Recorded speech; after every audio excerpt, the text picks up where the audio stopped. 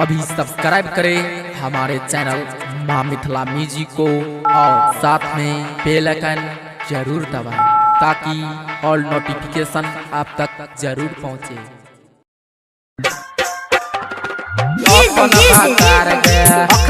सब सुन रहल छी माँ मिथिला म्यूजिक के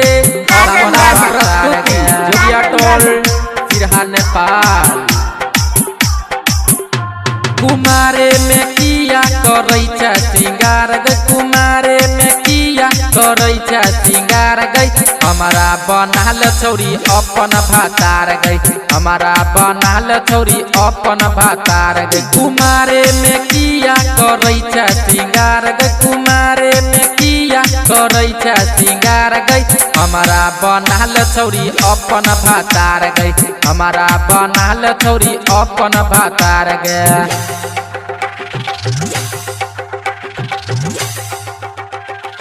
अपन भातार गया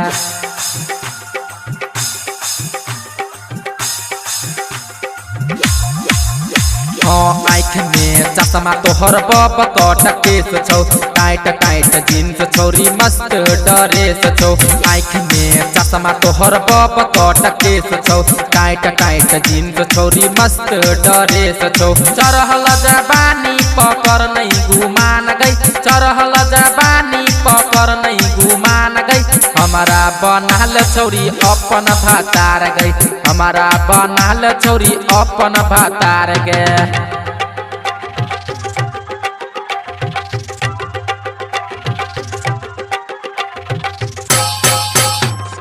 अपन भातार गए, अपन भातार गए।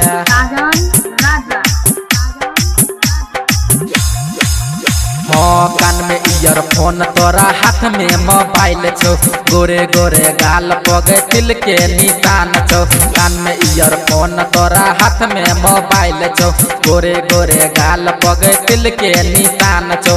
मन लेना बात कले मन में विचार गई, मन लेना बात कले मन में विचार गई, हमारा बनाल छौरी अपन भातार गई, हमारा बनाल छौरी अपन भातार गए।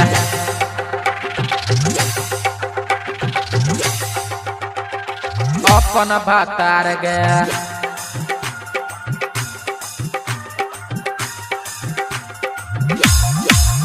और राइटर कैलेंडर छौ देखी बदमाश गई, गायक देव सुंदर के बही एगो चांस गई। राइटर कैलेंडर छौ देखी बदमाश गई, मंडल देव सुंदर के दही एगो चांस गई। बबलू के रानी तू कर नहीं नकार गई, बबलू के रानी तू कर नहीं नकार गई, हमारा बनाल छौरी अपन भातार गई, हमारा बनाल छौरी अपन भातार गई। कुमारे में किया करई छ सिंगार गई, कुमारे में किया करई छ सिंगार गई, हमारा बनाल छौरी अपन भातार गई, हमारा बनाल छौरी अपन भातार गई।